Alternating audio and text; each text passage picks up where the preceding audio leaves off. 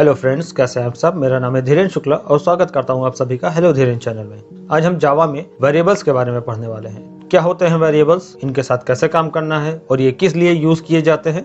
ज्यादा देर नहीं करते हुए चलिए शुरू करते हैं।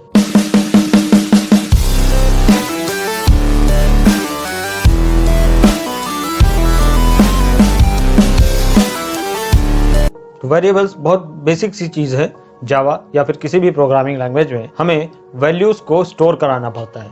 अब वैल्यूज क्या हो सकती हैं? किसी भी प्रकार का जो डेटा होता है वो वैल्यू होता है।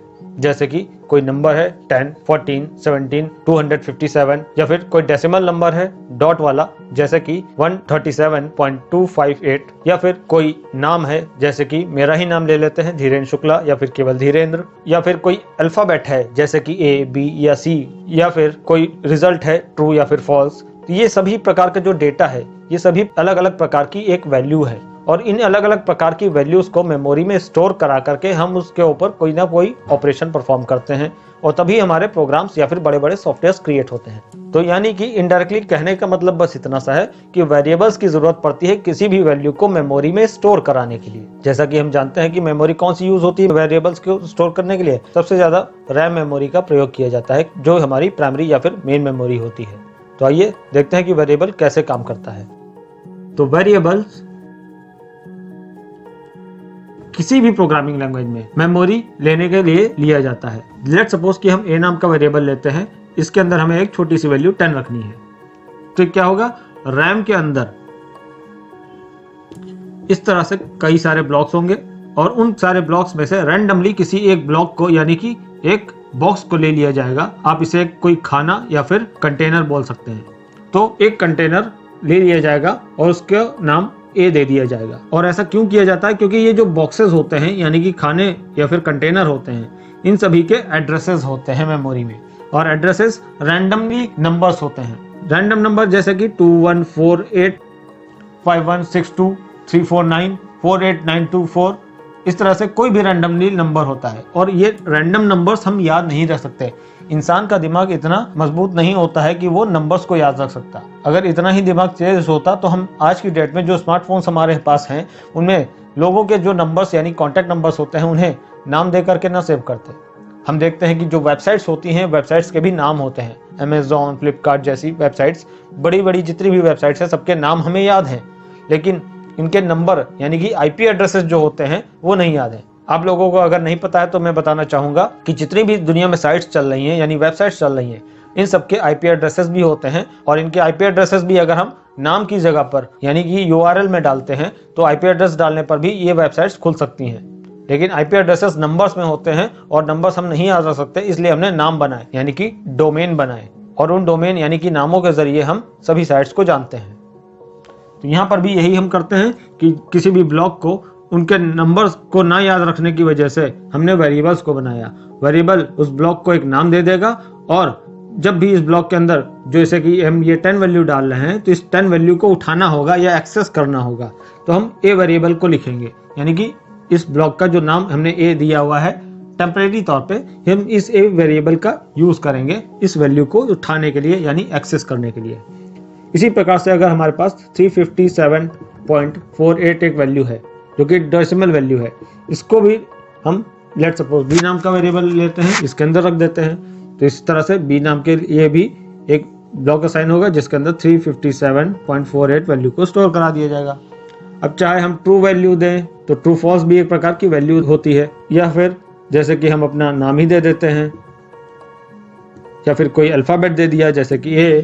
तो ये सब अलग अलग प्रकार की वैल्यू यानी कि डेटा ही है और इन सभी को स्टोर कराना है अगर मेमोरी में तो उसके लिए वेरिएबल की जरूरत पड़ती है। तो वेरिएबल एक प्रकार का कंटेनर होता है जो मेमोरी में एक स्पेस एलोकेट करता है किसी भी प्रकार की वैल्यू को स्टोर करने के लिए। हर प्रोग्रामिंग लैंग्वेज में वेरिएबल को बनाने के कुछ रूल्स एंड रेगुलेशंस होते हैं। जैसे कि मैंने अभी यहाँ पर A, B नाम के एक वेरिएबल बनाया।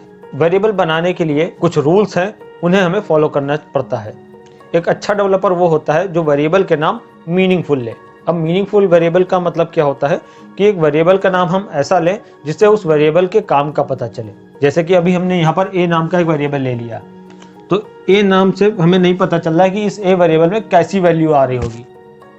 बी ले लिया, सी ले लिया, डी ले लिया, पी ले लिया, क्यू ले लिया, आर ले लिया, आई, जे, ये सभी क्या हैं? मीनिंगलेस वेरिएबल्स है। इनसे हमें नहीं पता चल पा रहा है कि ए में क्या जा रहा है, बी में कैसी वैल्यू जा रही है, सी में कैसी वैल्यू जा रही है, डी में कैसी वैल्यू जा रही है, एंड सो ऑन। मीनिंगफुल का मतलब होता है कि अगर हम कोई वेरिएबल ले रहे हैं तो उसका नाम हम कुछ ऐसा दें ताकि उसके अंदर कैसी वैल्यू आ रही है, उसका क्या यूज हो रहा है, उसका पता चल पाए। जैसे कि अगर हम दो नंबरों को जोड़ने जा रहे हैं, एक नंबर है हमारे पास, दूसरा नंबर है हमारे पास, इन दोनों को जोड़ करके एक आंसर आएगा, उसको हम किसी वेरिएबल में स्टोर करना चाहते हैं, तो हम ऐसे काम के लिए क्या वेरिएबल ले सकते हैं, आइए देखते हैं। अगर हमारे पास एक 10 है वैल्यू और एक दूसरी वैल्यू है 20, ये दोनों एक एक ब्लॉक में स्टोर हैं और इन दोनों को जोड़ करके एक नई वैल्यू आएगी, उसे हम किसी थर्ड ब्लॉक के अंदर रख लेंगे। तो यहाँ पर हमें तीसरे ब्लॉक की भी जरूरत पड़ेगी, तो हमें यहाँ पर 3 वेरिएबल लेने हैं। अब हम क्या कर सकते हैं, जैसे कि आप समझिए नंबर, ये दोनों नंबर ही तो हैं, तो हम यहाँ पर इन दोनों का नाम क्या दे सकते हैं, num1 और num2 ऐसे दे सकते हैं। और यहाँ पर इन दोनों को num1 और num2 को जोड़ करके जो आंसर आएगा उसको हम इसमें रख रहे हैं।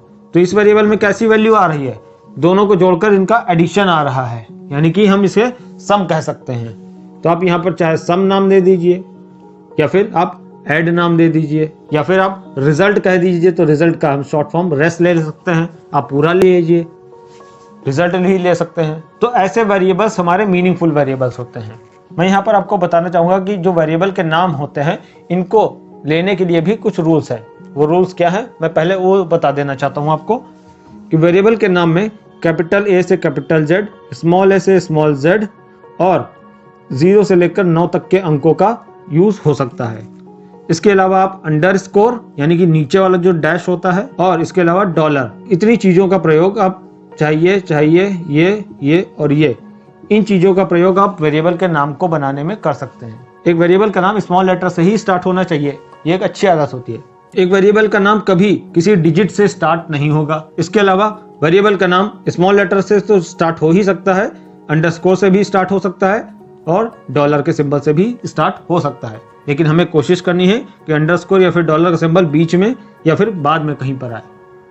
एक वेरिएबल के नाम में कहीं पर भी कोई स्पेस नहीं होगा बीच में। जैसे कि अगर हम टोटल मनी वेरिएबल लेना चाहते हैं तो टोटल स्पेस मनी हम ऐसे नहीं लिख सकते, ये एक वेरिएबल नहीं है। हमें या तो टोटल अंडरस्कोर लगाना पड़ेगा दोनों को मिलाने के लिए, ताकि हमारा जो कंपाइलर है दोनों को क्या करे, मिला करके एक वर्ड ही समझे। इसी तरह से हम टोटल मनी का एम बड़ा कर सकते हैं, ऐसे ले लीजिए, या फिर आप कैपिटल टी भी कर सकते हैं, कैपिटल लेटर का भी यूज हम कर सकते हैं आगे। लेकिन आप लोगों को ध्यान रखना है कि जावा क्या है, एक केस सेंसिटिव लैंग्वेज है। अगर आप यहाँ पर टी कैपिटल लिख रहे हैं तो सब जगह आपको टी कैपिटल ही लिखना है। अगर यहाँ पर आप एम कैपिटल लिख रहे हैं तो आपको एम कैपिटल ही लिखना है। अगर आप यहाँ पर डिक्लेयर करते समय वेरिएबल को टी और एम बड़ा बना दे रहे हैं, लेकिन यूज करते समय आप नीचे टी और एम का यूज स्मॉल लेटर में कर रहे हैं, तो जावा उसे और इसे दोनों को अलग अलग वेरिएबल समझेगा। उम्मीद करता हूँ ये आप लोगों को समझ में आ गया होगा कि आपको वेरिएबल के नाम कैसे और किस प्रकार के लेने हैं। वेरिएबल के नाम में आप नंबर का प्रयोग पीछे या फिर बीच में कहीं पर भी कर सकते हैं, स्टार्टिंग में मत कीजिएगा। ये कुछ रूल्स थे जावा के वेरिएबल को बनाने के लिए। इसके अलावा हमें यह भी ध्यान रखना है कि किसी भी रिजर्व वर्ड का यूज नहीं करना है। अब रिजर्व वर्ड्स क्या होते हैं, जावा ही नहीं किसी भी प्रोग्रामिंग लैंग्वेज में रिजर्व वर्ड्स होते हैं। रिजर्व वर्ड्स का मतलब है कि प्रोग्रामिंग लैंग्वेज जिन शब्दों या फिर जिन वर्डों का प्रयोग अपने काम के लिए कर रही है उनका यूज हमें नहीं करना है। जैसे अगर मैं जावा की बात करूं तो यहाँ पर हम पब्लिक स्टैटिक वर्ड मेन लिखते हैं, तो पब्लिक वर्ड है, एक वॉइड वर्ड है, एक स्टैटिक है, एक मेन वर्ड है। इसी तरह से हम क्लास की वर्ड से क्लास को क्रिएट करते हैं, तो क्लास वर्ड जो है ये सब रिजर्व वर्ड्स है। इनका जावा कुछ ना कुछ इस्तेमाल अपने काम के लिए कर रही है, इनका कुछ पहले से ही प्री डिफाइंड मतलब है, हम इनका यूज अपने काम के लिए नहीं कर सकते। इसी तरह से प्रिंटिंग करते समय हम system.out.println लिखते हैं, तो सिस्टम आउट और println या फिर खाली प्रिंट, ये सब भी कुछ काम करने के लिए जावा ने खुद बनाए हुए हैं। इनका यूज हम वेरिएबल के नाम के लिए नहीं करेंगे, ये सब हमारे रिजर्व वर्ड्स कहलाते हैं। तो किसी भी रिजर्व वर्ड्स का प्रयोग हम अपने काम के लिए या अपने वेरिएबल को क्रिएट करने के लिए नहीं करेंगे। आइए देखते हैं वेरिएबल कितने प्रकार की वैल्यू को स्टोर कर सकता है।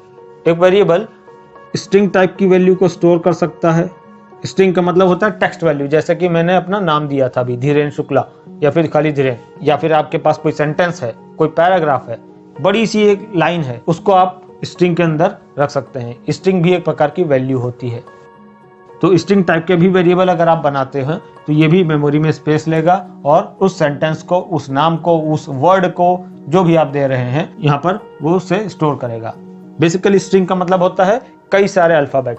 जब दो या दो से अधिक अल्फाबेट एक साथ आते हैं, चाहे वो एक वर्ड हो, चाहे दो वर्ड हो, चाहे कोई सेंटेंस हो, वो एक स्ट्रिंग कहलाता है। इसके अलावा कैर होता है। कैर का मतलब कैरेक्टर होता है। सिंगल कैरेक्टर यानी कि सिंगल अल्फाबेट जो होता है, चाहे वो कैपिटल वाला हो चाहे वो स्मॉल वाला हो, वो कैरेक्टर कहलाता है। तो ऐसे किसी कैरेक्टर यानी कि सिंगल कैरेक्टर वैल्यू को स्टोर करने के लिए हम अपने वेरिएबल को कैरेक्टर टाइप का बनाएंगे। इसी प्रकार से किसी वैल्यू को स्टोर करना है जिसमें डेसिमल यानी कि दशमलव नहीं आ रहा है, तो ये इंट यानी कि इंटीजर टाइप की वैल्यू होती है। इसी प्रकार से जो डेसिमल वाली वैल्यू होती है, जैसे कि 10.27 है, ये डेसिमल वाला नंबर है, तो इसे फ्लोट वेरिएबल बोला जाएगा। इसी प्रकार से अगर ट्रू एंड फॉल्स होता है तो वो बुलियन वेरिएबल कहलाता है। तो उम्मीद करता हूँ वेरिएबल और वेरिएबल के जो टाइप्स हैं वो आपको अच्छे से समझ में आ गए हैं। अब चलते हैं, देखते हैं कि वेरिएबल को प्रिंट कैसे करना है, कैसे वेरिएबल को डिक्लेयर करेंगे, कैसे हम इसका यूज करेंगे।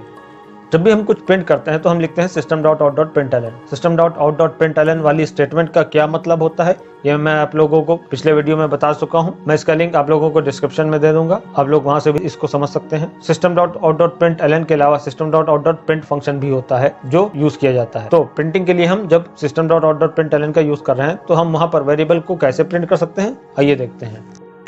लेट्स सपोज कि हमारे पास एक num1 की जगह पर इस बार मैं ले लेता हूं no1। नंबर का शॉर्ट फॉर्म no भी होता है, तो मैंने no1 ले लिया। no1 में पड़ा हुआ है 55 और no2 में पड़ा हुआ है 67। तो अगर मैं system.out.println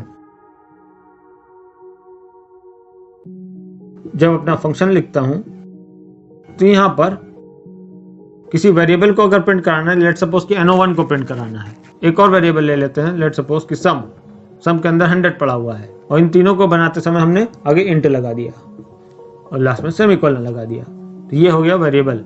अब हम सम को प्रिंट करना चाहते हैं तो हम यहाँ पर पैरेंथेसिस के अंदर लिखेंगे सम, ब्रैकेट बंद करेंगे, काम खत्म, और आखिरी में लगा दिया सेमीकोलन। इससे क्या होगा, आउटपुट के रूप में हमारे पास 100 मिल जाएगा। इसी तरीके से अगर हम इस वेरिएबल की वैल्यू को प्रिंट कराते समय एक स्टेटमेंट के रूप में प्रिंट कराना चाहते हैं कि the answer is sum, the answer is 100, तो इसी प्रकार से अगर हम इस वेरिएबल की वैल्यू को प्रिंट करते समय एक सेंटेंस चाहते हैं कि पूरी एक स्टेटमेंट लिख करके आए कि द एडिशन या फिर द रिजल्ट इज 100, तो ऐसे केस में हम क्या लिखेंगे, हम लिखेंगे system.out.println, ये हमारा फंक्शन हो गया, और अंदर यहां पर डबल कोट के अंदर जो भी हम लिखते हैं वो एज इट इज प्रिंट हो जाता है। ये एक मैसेज के रूप में प्रिंट होता है। तो डबल कोट के अंदर हम चाहते हैं कि द रिजल्ट इज लिख करके आए, तो द रिजल्ट इज, इतना तो एक मैसेज हो गया। इसके बाद हम अपने सम वेरिएबल की वैल्यू को प्रिंट कराना चाहते हैं, यानी कि लिख के आए द रिजल्ट इज 100। यहाँ पर हम 100 प्रिंट कराना चाहते हैं इसके बाद, तो हम यहाँ पर क्या करेंगे, प्लस ऑपरेटर का यूज करेंगे और सम वेरिएबल को लिख देंगे। सम वेरिएबल डबल कोट के अंदर आपको नहीं लिखना है। अगर आप सम वेरिएबल को डबल कोट के अंदर लिख देंगे तो सम की जगह पर सम ही लिख करके आ जाएगा, SUM, उसकी वैल्यू प्रिंट होकर के नहीं आएगी। सम वेरिएबल या फिर कोई भी वेरिएबल क्यों ना हो, डबल कोट के बाहर लिखा जाता है। और अगर कोई डबल कोट के अंदर मैसेज दिया गया है तो उसके और वेरिएबल के बीच में कॉनकैटिनेशन के लिए प्लस ऑपरेटर का यूज करेंगे। कॉनकैटिनेशन का मतलब होता है इस स्ट्रिंग, इस मैसेज और इस वेरिएबल की वैल्यू को आपस में जोड़ देगा, तो रिजल्ट आएगा द रिजल्ट इज 100, ऐसा आउटपुट आपको मिलेगा। इसी प्रकार से अगर हम system.out.println करते हैं और यहां पर हम no1 प्लस no2 कर देते हैं, यहां पर अब प्लस ऑपरेटर क्या करेगा, इन दोनों की वैल्यू यानी no1 और no2 यानी कि 55 और 67 को पहले की तरह कॉनकैटिनेट नहीं करेगा। यानी कि कॉनकैटिनेट अगर करेगा तो क्या हो जाएगा, 5 5 6 7 लिख करके आ जाएगा, दोनों को मिला देगा यानी साथ में प्रिंट कर देगा, जैसे कि इसको किया साथ में प्रिंट। लेकिन यहाँ पर दोनों के अंदर क्या है, इंटीजर वैल्यू है, यानी कि नंबर्स रखे हुए हैं, तो यहाँ पर इन दोनों को ये जोड़ देगा और जोड़ने के बाद इनका जो आंसर यानी कि रिजल्ट आता है उसे प्रिंट करेगा। तो 55 और 67 का आंसर क्या आएगा? 7 और 5 12, 12 का 2 कैरी गया 1, 5 और 1 6, 6 और 6 12, तो 122 आंसर आएगा। तो इस प्रकार से हमने देखा कि अगर हमारे पास दोनों नंबर है तो प्लस क्या कर रहा है? दोनों को सम कर रहा है, यानी ऐड कर रहा है। वहीं पर अगर हमारे पास एक टेक्स्ट वैल्यू है और एक वेरिएबल है तो यहाँ पर ये कॉन्कैटिनेट कर देगा। लेट्स सपोज कि हमारे पास दो टेक्स्ट वैल्यूज हैं, जैसे कि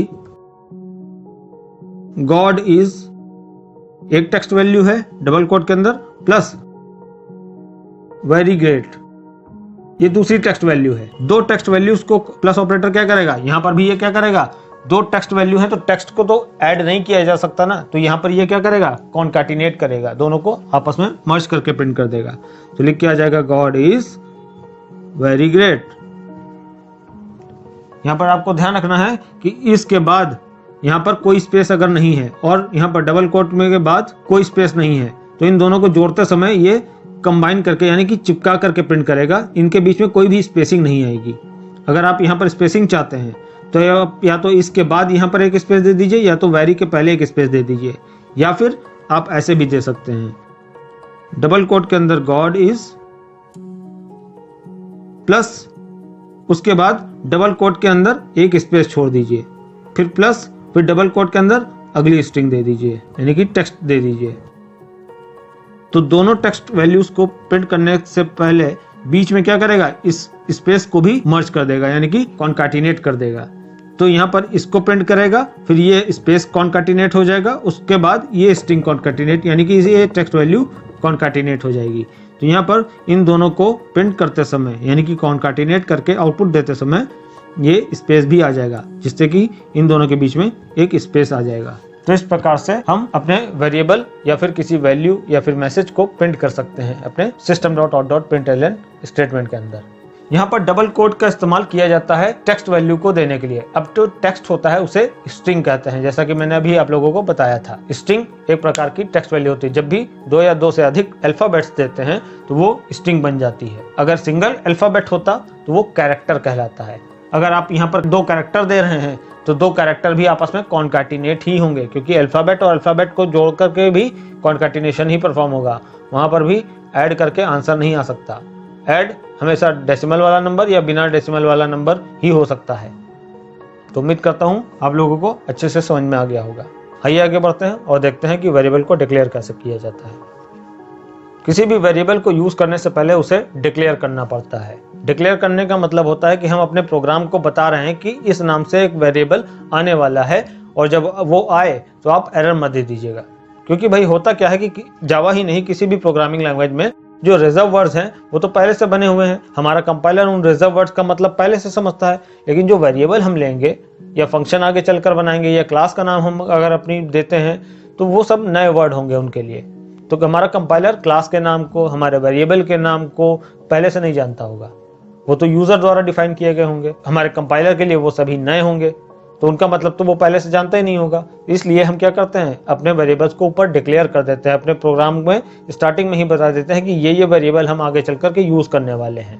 और कंपाइलर जब स्टार्टिंग में ही देख लेता है कि ये वेरिएबल आगे चलकर आने वाले हैं, तो वहां पर अब एरर नहीं रहता, उन वेरिएबल से वाकिफ हो जाता है या उन्हें जान जाता है। तो वेरिएबल को यहाँ पर डिक्लेयर करने के लिए क्या करेंगे, सबसे पहले डेटा टाइप देना होता है। डेटा टाइप्स आप कौन कौन से ले सकते हैं, जैसे कि अगर आपको इंटीजर वैल्यू देनी है तो आप इंटीजर वैल्यू के लिए इंट लगाएंगे। वेरिएबल का नाम देंगे, जैसे कि एनो नाम का वेरिएबल देना चाहते हैं यानी नंबर। इक्वल टू कोई वैल्यू अगर देना है तो आप यहाँ पे दे सकते हैं। तो हमने यहाँ पर वेरिएबल को डिक्लेयर करते समय ही एक वैल्यू भी डाल दी है एनो के अंदर। अगर आप कोई वैल्यू स्टार्टिंग में नहीं देना चाहते तो आप ऐसे लिख सकते हैं, इंट एनो और सेमीकोलन। ये हो गया वेरिएबल को डिक्लेरेशन। और डिक्लेयर करते हैं के साथ साथ अगर इक्वल टू करके कोई वैल्यू भी स्टार्टिंग में डाल देते हैं तो इसे कहते हैं इनिशियलाइजेशन।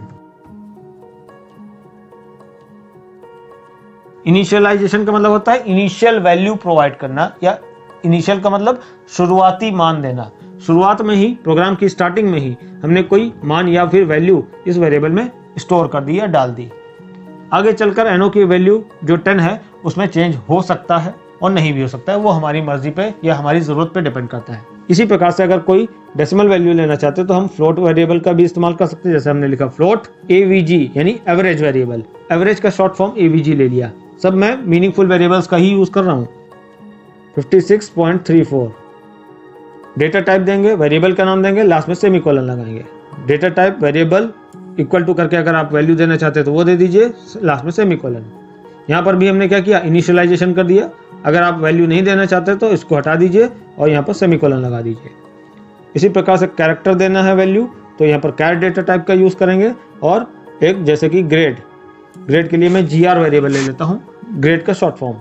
तो अब हम यहाँ पर एक कैरेक्टर यानी कि सिंगल कोट में कोई वैल्यू दे सकते हैं। जैसे कि हम यहाँ पर वैल्यू देना चाहते हैं तो सिंगल कोट में कैपिटल A दे सकते हैं, सिंगल कोट में स्मॉल a दे सकते हैं, B C D कुछ भी दे सकते हैं, लेकिन सिंगल कोट में देंगे और एक अल्फाबेट ही देंगे। सिर्फ कैरेक्टर सिर्फ सिंगल अल्फाबेट को ही स्टोर करता है, लास्ट में लगा देंगे सेमीकोलन। इसी प्रकार से अगर हम स्ट्रिंग देना चाहते हैं तो स्ट्रिंग के लिए हम स्ट्रिंग लिखेंगे और जैसे कि नेम नाम का वेरिएबल जिसमें कोई नाम आएगा, जैसे कि मैं अपना ही नाम दे देता हूं धीरेन्द्र,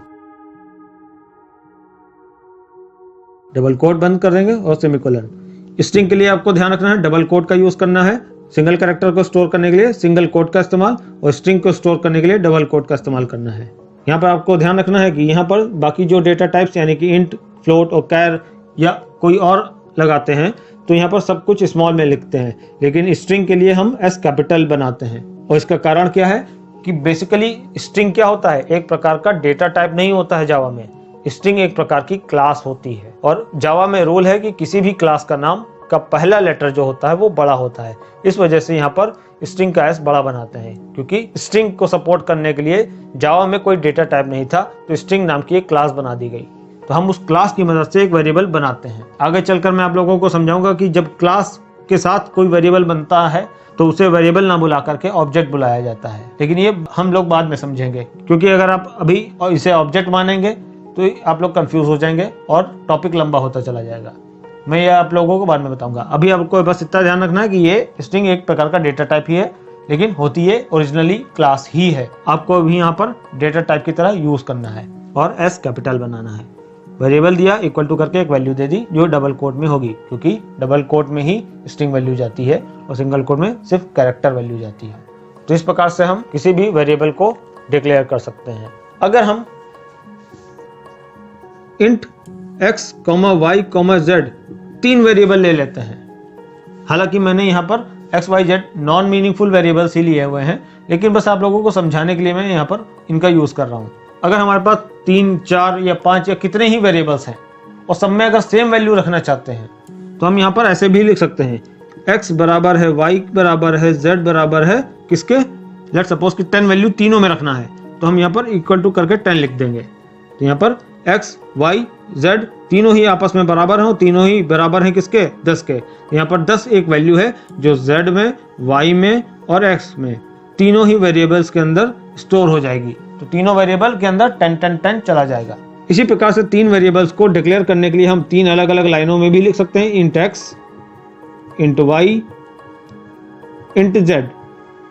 आप चाहे तो तीनों को कॉमा कॉमा करके साथ में ऐसे भी दे सकते हैं। सिंगल स्टेटमेंट में एक बार इंट आपको लिखना है, सभी वेरिएबल कॉमा कॉमा करके आपको दे देने हैं, लास्ट में लगा देना है सेमीकोलन। सेमीकोलन क्या कर रहा है, स्टेटमेंट का एंड दर्शा रहा है, यहाँ पर स्टेटमेंट समाप्त हो गया है। आप चाहे तो अलग अलग दीजिए, चाहे तो सिंगल लाइन में दे दीजिए।